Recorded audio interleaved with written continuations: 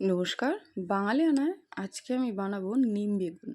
তবে এই নিম বেগুন কিন্তু অনেকেরই পছন্দ, আবার অনেকেরই অপছন্দ। তবে পছন্দ যাদের, তাদের জন্যই আজকের রেসিপিটা। আর অবশ্যই এভাবে একবার রান্না করে খেয়ে দেখবেন, আশা করছি ভালো লাগবে।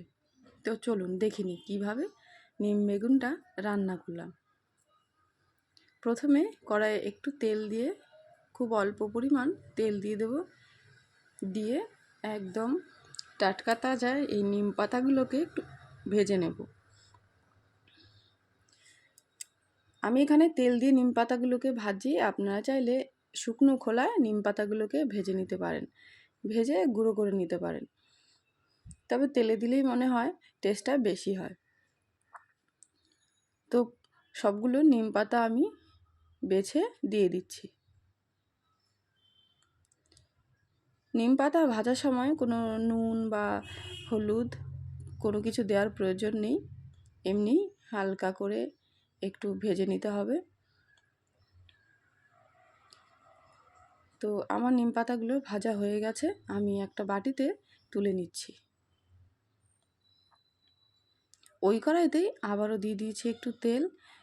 আর এখানে ছোট ছোট করে, একদম ডুমো করে ছোট ছোট করে বেগুনগুলোকে কেটে লবণ হলুদ মাখিয়ে নিয়েছি।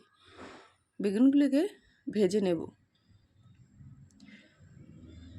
আর নিম বেগুনে একটু মিষ্টি দিলে তবে কিন্তু নিম বেগুনটা খেতে ভালো হয়।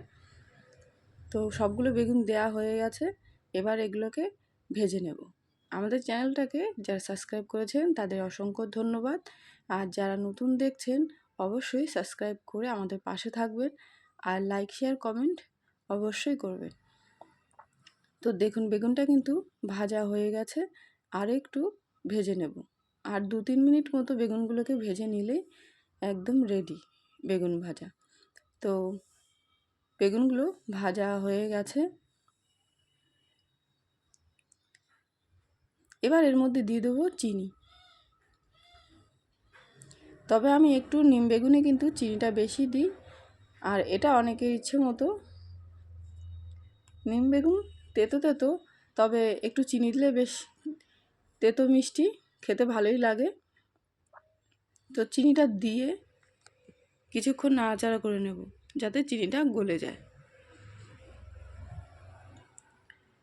দেখুন বেগুনটা কত সুন্দর একদম মজে একটুখানি হয়ে গেছে, কমে গেছে। এবার এর মধ্যে দিয়ে দেবো নিম পাতাগুলো। ভেজে রাখা নিম পাতাটা দিয়ে নেড়ে নিলেই রেডি নিম বেগুন। গরম ভাতের সাথে নিম বেগুন খেতে কিন্তু দারুণ লাগে। অবশ্যই এভাবে একবার রান্না করে খেয়ে দেখবেন, কথা দিচ্ছি ভালো লাগবে। তো আজকে এখানেই শেষ করছি ভিডিওটা।